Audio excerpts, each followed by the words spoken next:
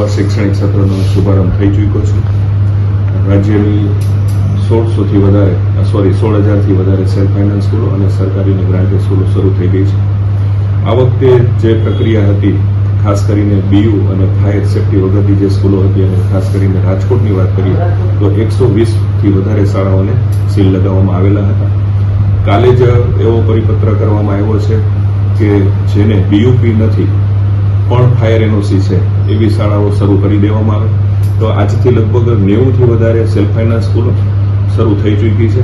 હજી 30 self finance સ્કૂલો અને 18થી 20 ગ્રાન્ટેડ શાળાઓ શરૂ થવામાં પ્રશ્નાર્થ છે.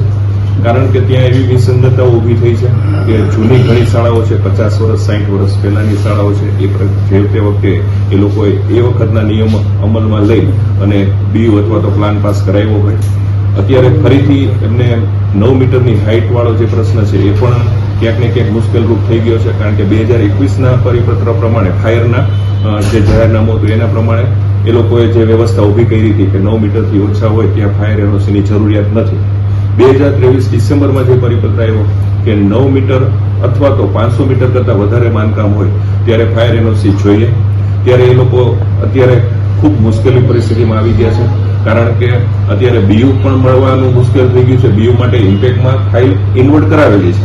એવી રીતના ફાયર એનઓસી માટે પણ વ્યવસ્થા ઊભી કરતા થોડો સમય લાગે. પણ અત્યારે જે નિયમ એવો કમિશનર સાહેબે બનાવ્યો છે કે જેની પાસે ફાયર એનઓસી હશે એ જ શાળાઓ ચાલુ થઈ શકશે. એટલે ફાયર એનઓસી મેળવવા માટેના પ્રયત્નો થઈ રહ્યા છે.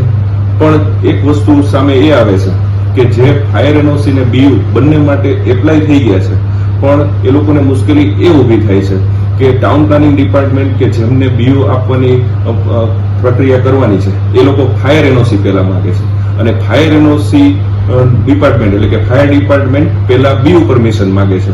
એટલે બંને એક સાથે થઈ ગયું છે. ક્યાંક ને ક્યાંક મોટું કન્ફ્યુઝન છે.